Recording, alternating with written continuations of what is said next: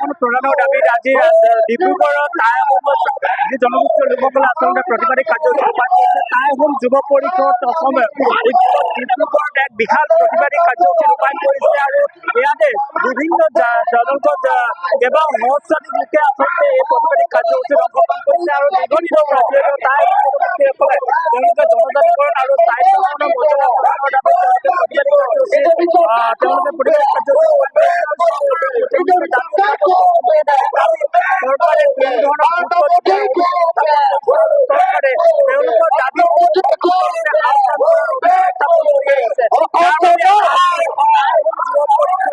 ডিব্ৰুগড় কাৰ্যসূচী ৰূপায়ণ কৰিছে আৰু ইতিমধ্যে এই বিক্ষোভ কাৰ্যসূচী ডিব্ৰুগড় সাহিত্য সভা ভৱনৰ পৰা উলিয়াই বৰ্তমান মানকটা পথেদি আহি ডিব্ৰুগড় জিলা আয়ুক্ত কাৰ্যালয়ত প্ৰতিবাদী কাৰ্যসূচী ৰূপায়ণ কৰিছে আৰু কেন্দ্ৰীয় নেতৃত্ব আছে, তাৰ পৰা কেন্দ্ৰীয় নেতৃত্ব আছে, তেওঁলোকৰ পৰা জানিব বিচাৰিম আজি ডিব্ৰুগড়ত আপোনালোকে জনজাতিকৰণৰ দাবী প্ৰতিবাদী কাৰ্যসূচী ৰূপায়ণ কৰিছে। চৰকাৰে এই মুহূৰ্তত কি আহ্বান জনাব? চৰকাৰক আমি এটা আহ্বান জনাম, আমি যিসকল আমাৰ প্ৰাপ্য অধিকাৰ আমাক জনজাতিকৰণটো আহোম জনগোষ্ঠীক আমাক জনজাতিকৰণ অতি সোনকালে দিব লাগে।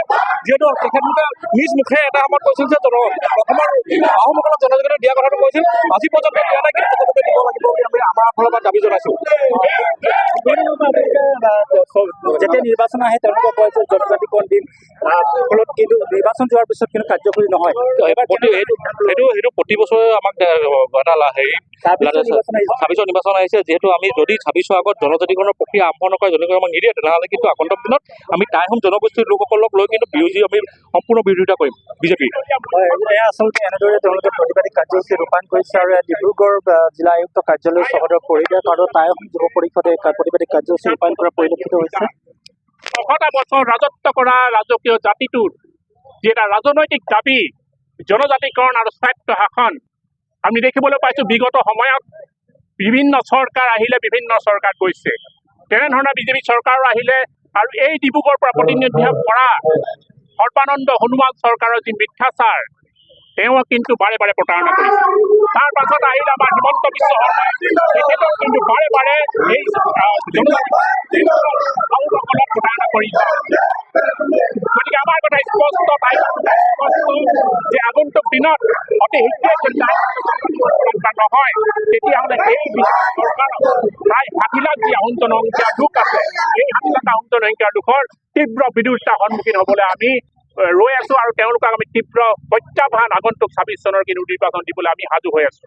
আৰু আগন্তুক দিনত আমি ইতিমধ্যে ঘোষণা কৰিছো যে অতি শীঘ্ৰেই যদি তেওঁলোকে জনজাতিকৰণ নকৰে, তেতিয়াহ'লে এই চৰকাৰ কিন্তু আমি ব্ৰহ্মপুত্ৰ দলিয়াবলৈ আমি কুণ্ঠাবোধ নকৰিম।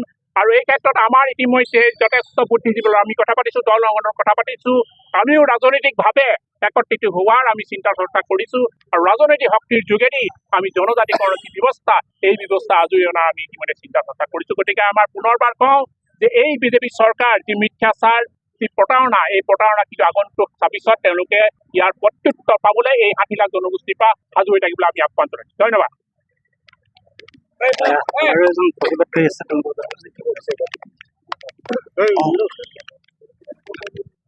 হয়, আজি আমি টাই আহোম যুৱ পৰিষদ অসম চমুকৈ টাইপাৰ কেন্দ্ৰীয় সমিতিৰ আহ্বানত ডিব্ৰুগড় জিলা সমিতিৰ উদ্যোগত বিক্ষোভ কাৰ্যসূচী ৰূপায়ণ কৰিছো। টাই আহোমসকলক জনজাতিকৰণ, স্বায়ত্ব শাসন আৰু আহোমলেণ্ডৰ দাবী। 2014 চনত যেতিয়া নৰেন্দ্ৰ মোদী ডাঙৰীয়া অসমলৈ আহিছিল নিৰ্বাচনী প্ৰচাৰ চলাবলৈ, তেতিয়া তেওঁ 6 মাহৰ ভিতৰত টাই আহোমকে ধৰি 6 জনগোষ্ঠীক জনজাতি মৰ্যাদা প্ৰদান কৰিম বুলি প্ৰতিশ্ৰুতি দিছিলে।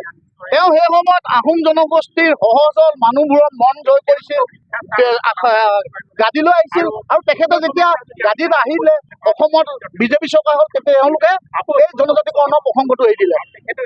ডক্টৰ হিমন্ত বিশ্ব শৰ্মাৰ মডেলটি যিখন প্ৰস্তুত কৰিছে, তেওঁ নিজে অধ্যক্ষ, সেই মডেলটিখন আজিলৈকে কেন্দ্ৰীয় চৰকাৰলৈ প্ৰেৰণ কৰা নাই।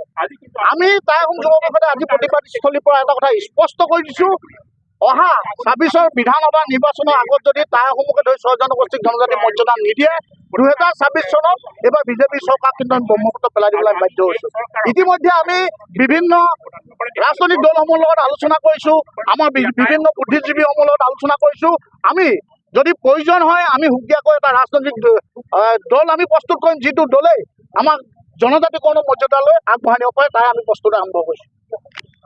এয়া আচলতে প্ৰতিবাদকাৰীসকলে ডিব্ৰুগড় জিলা আয়ুক্ত কাৰ্যালয়ৰ পৰিৱেশ আৰু ইতিমধ্যে তেওঁলোকে ঘোষণা কৰিছে যে 26ৰ পূৰ্বে জনজাতিকৰণ মৰ্যাদা যদি প্ৰদান কৰা নহয় তেতিয়াহ'লে তেওঁলোকে 26ৰ যি নিৰ্বাচন সেই নিৰ্বাচনত তেওঁলোকক কৰ্তৃত্ব দিবলৈ তেওঁলোকে কৰ্তৃত্ব দিয়াৰ হুংকাৰ প্ৰদান কৰিছে আৰু তেওঁলোকে ইতিমধ্যে যদি সেয়া যদি কাৰ্যকৰী নহয় তেতিয়াহ'লে 26ৰ নিৰ্বাচন তেওঁলোকে ৰাজনৈতিক দল গঠন কৰি ৰাজনৈতিকভাৱে এই সমস্যা সমাধান কৰাৰ তেওঁলোকে এক প্ৰকাৰ হুংকাৰ প্ৰদান কৰিছে আৰু ডিব্ৰুগড় জিলা আয়ুক্ত কাৰ্যালয়ত ইতিমধ্যে তেওঁলোকে ধৰ্ণা কাৰ্যসূচী ৰূপায়ণ কৰিছে জনজাতিকৰণ আৰু স্বায়ত্ত শাসনৰ যি মৰ্যাদা সেই মৰ্যাদা প্ৰদান কৰাৰ দাবীত ইতিমধ্যে তেওঁলোকে টাই অসম যুৱ পৰিষদৰ নেতৃত্বত এই প্ৰতিবাদী কাৰ্যসূচী ৰূপায়ণ কৰিছে আৰু বিগত বছৰ ধৰি তেওঁলোকে কেইবাবছৰ ধৰি তেওঁলোকে এই জনজাতিকৰণৰ দাবী লৈ তেওঁলোকে এক প্ৰকাৰ প্ৰতিবাদী কাৰ্যসূচী হুংকাৰ ধৰিছিল বিভিন্ন সময়ত তেওঁলোকে প্ৰতিবাদী কাৰ্যসূচী ৰূপায়ণ কৰিছিল আৰু কেন্দ্ৰীয় বা ৰাজ্য চৰকাৰে এই ক্ষেত্ৰত তেওঁলোকে জনজাতিকৰণৰ মৰ্যাদা প্ৰদান কৰাৰ